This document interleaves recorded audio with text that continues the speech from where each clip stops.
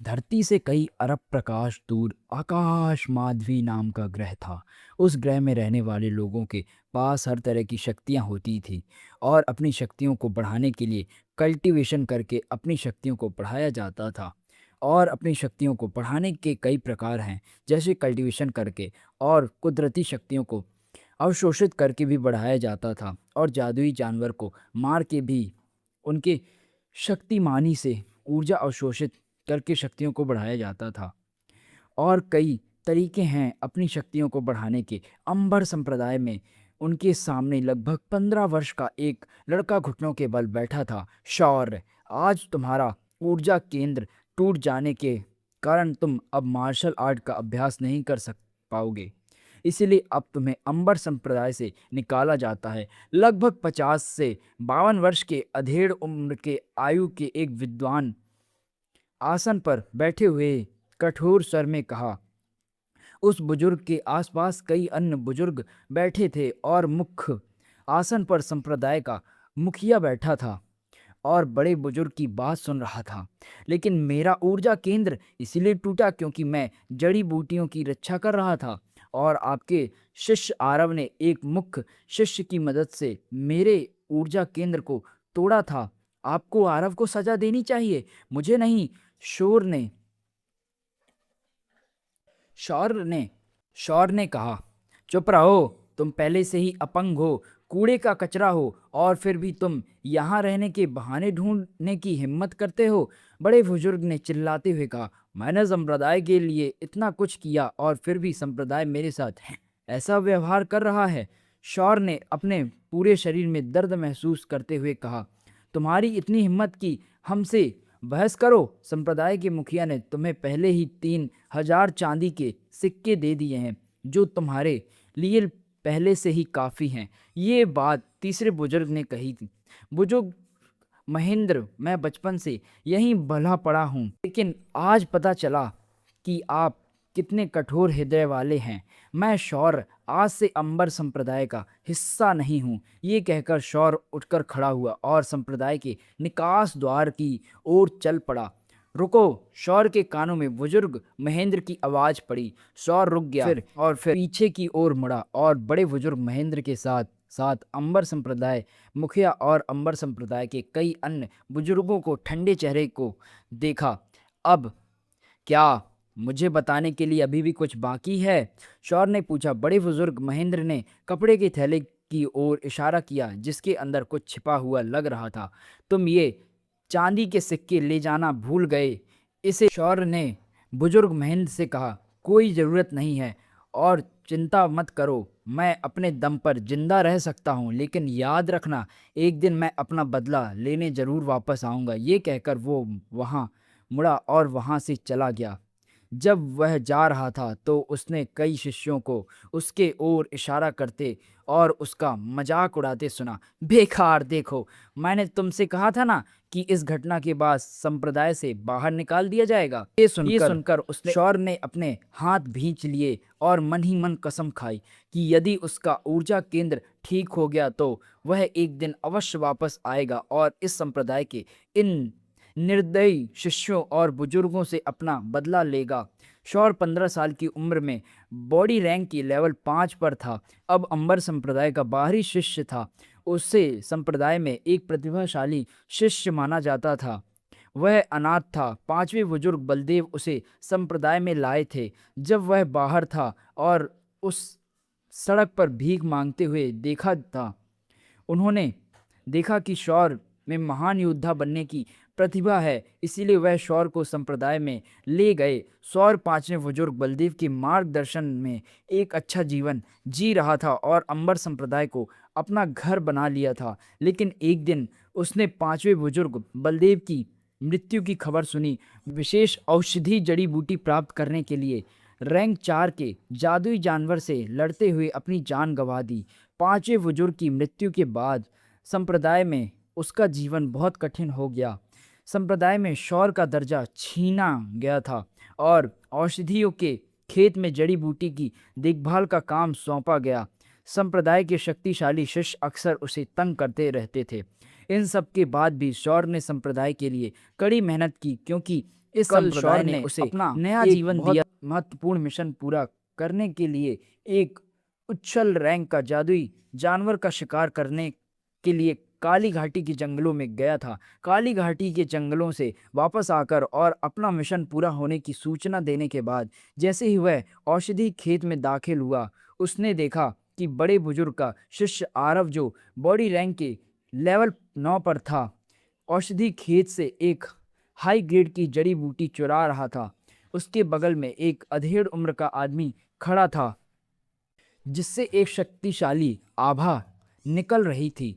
शेर शौर ने उन्हें रोकने की कोशिश की, लेकिन उसे इतनी बुरी तरह पीटा गया कि उसका ऊर्जा केंद्र भी नष्ट हो गया।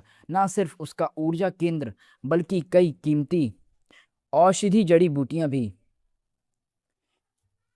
नष्ट हो गईं। वह अभी भी दर्द से पीड़ित था। तभी अचानक कानून परिवर्तन के शिष्य और बुजुर्ग आए और उसे रस्सी से बांध दिया और घसीटते रहे जब तक संप्रदाय के मुखिया के सामने नहीं पहुंच गया। आरव ने अपने गुरु की मदद से उसे फंसाया और उसे संप्रदाय से बाहर निकलवा दिया। आगे की कहानी आखिर क्यों निकाल दिया था अंबर संप्रदाय ने शौर को? क्या सच में सौर कोई ताकतवर इंसान बनकर लौटेगा और वो क्या अंबर संप्रदाय से अपना बदला लेगा? और कौन था आरव और क्यों फंसाना चाहता था वो शौर को इस मामले में? क्या उसकी दुश्मनी शौर से थी? जानने के लिए सुनते रहिए नेक्स्ट एपिसोड मेरे साथ, यानी ऑडियो फैंटेसी वर्ल्ड के साथ। कहानी का नेक्स्ट एपिसोड शुरू करते हैं। शौर जो काली घाटी के जंगल में जा रहा था, अचानक उसे अपने शरीर के पिछले हिस्से में ठंडक महसूस हुई। वह जल्दी से बाईं ओर मुड़ा। उसी समय जहां से वो गुजर रहा था वहां एक जोरदार धमाका हुआ।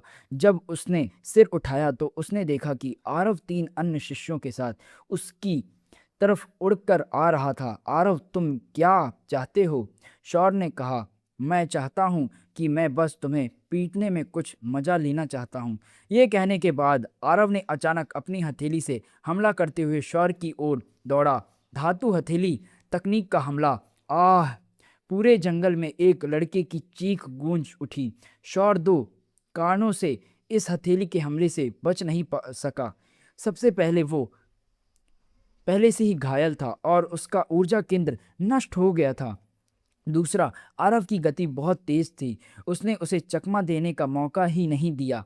धातु हथेली तकनीक का हमला। आरव ने एक बार फिर उसकी छाती पर हमला किया। शौर को ऐसा लगा जैसे सैकड़ों धातु उसकी छाती में घुस रही हों। वो पहले से ही बुरी तरह घायल था, लेकिन इस हमले के बाद और भी ज़्यादा घायल हो गया। उसके जख्म और भी गहरे हो गए। शौर, पिटाई के बाद तुम्हें कैसा लग रहा है? आरव ने जमीन पर पड़े शौर से पूछा। बड़े भाई आरव, चलो इसे मार डालें। आरव के बगल में खड़े एक लड़के ने कहा। नहीं, अभी नहीं, उसे धीरे धीरे तड़पाऊंगा। उसके अपने शरीर के अंगों के काटने का दर्द महसूस करवाना है। दो, हाँ हाँ भाई, सही कह रहे हो, आरव के साथ आए शिष्य में से एक ने कहा और शौर के पेट में लात मार दी। आह! शौर उड़ गया। उसके मुंह से खून की बड़ी सी धारा फूट पड़ी। आरव, मुझे अभी मार डालो। अगर मैं जिंदा बच गया तो मैं तुम्हें मार डालूंगा। शौर ने कहा। वो यहाँ मरने को तैयार नहीं था। वो यहाँ से भागने का कोई रास्ता सोचने लगा। वो एक निश्चित दिशा में भागा, ये सोचकर कि उसे कुछ ऐसा मिल जाए जो आरव और उसके साथियों से छुटकारा दिला सके। शौर, तुम कहाँ भाग रहे हो? आरव ने उसका पीछा करना शुरू कर दिया। शौर अचानक रुक गया क्योंकि उसके सामने एक गहरी खाई थी। वो एक चट्टान के शिखर पर था। अब तुम जानते हो कि तुम मुझसे भाग नहीं सकते। अच्छा, तुम्हारे सामने आगे खाई है, इसीलिए तुम रुक गए। अब तुम मरने के लिए तैयार हो जाओ। ये कहकर आरव ने उसे लात मारी। वो उड़कर खाई में जा गिरा। शौर ने आरव की ओर देखा और कुछ कहना चाहा, लेकिन उसकी दृष्टि धुंधली होने लगी और वो बेहोश हो गया। धम्म की आवाज आई। शौर, जो बेहोश हो चुका था, लगभग 5 मीटर ऊंची काली घास पर गिर पड़ा। उसके शरीर से खून बहने लगा। शौर के दिल से गहरा लाल खून टपक कर काली घास पर गिरा। काली घास ने तुरंत अपना रंग बदल लिया और लाल हो गई। वो अपनी अंतिम सांसें गिन रहा था। अचानक एक परिवर्तन हुआ। घास पर एक काली रोशनी चमक उठी। पहले गिरा खून उस काली गेंद में समा गया। बच ताजा खून सूखने के बाद वो काली गेंद अचानक कांपने लगी। कुछ समय बाद इसका रंग काले से बदलकर रंग बिरंगी हो गया। अचानक चारों तरफ रंग बिरंगी रोशनी की धाराएं फूट पड़ी। फिर वो काली गेंद, जो अब एक रंग बिरंगी गेंद बन चुकी थी, सीधे शौर के दिल में ऐसे समा गई मानो जिंदा हो। काली गेंद शौर के दिल में समा गई और गेंद से रंग बिरंगी ऊर्जा निकल कर उसके शरीर में विलीन होने लगी।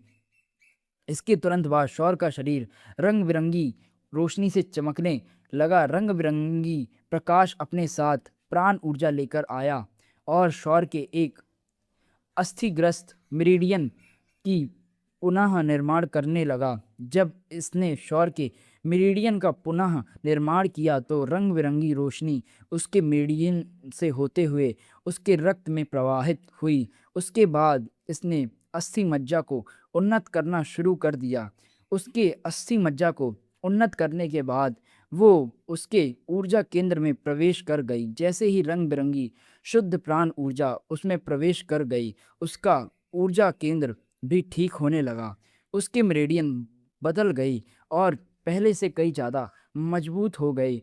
उसके अस्थि मज्जा शुद्ध और उन्नत हो गई और शौर का ऊर्जा केंद्र भी मजबूत हो गया।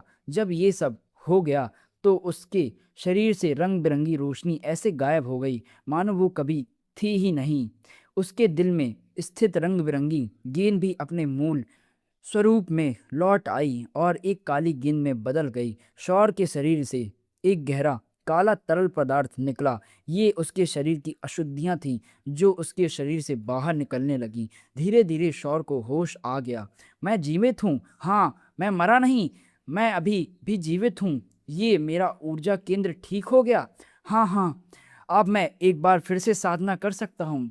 आरव और बड़े बुजुर्ग संप्रदाय का मुखिया सभी बस प्रतीक्षा करो, एक दिन मैं शौर वापस आऊंगा और अपना बदला लूंगा। शौर जोर से हंसा।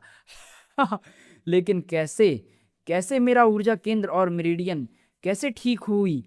ये सब ठीक हो गया और पहले से भी ज़्यादा मजबूत है। शौर ने अपनी आध्यात्मिक ऊर्जा से अपने शरीर के अंदर जांच करने लगा। अचानक उसे अपने दिल में कुछ दिखाई दिया। मेरे दिल में ये क्या है?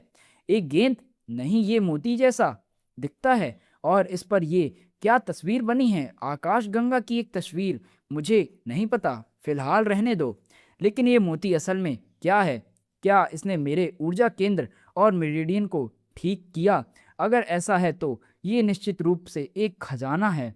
आ, आखिर क्या थी वो काली गेंद और क्यों मारना चाहता था आरव? क्या सौर का फिर से पुनर्निर्माण हुआ था और क्या उसका सच में परम ऊर्जा समुद्र वापस से ठीक हो गया था? अब क्या सौर वापस जाकर आरव और अंबर संप्रदाय से बदला लेगा? To be no more, next episode, only fantasy audio world.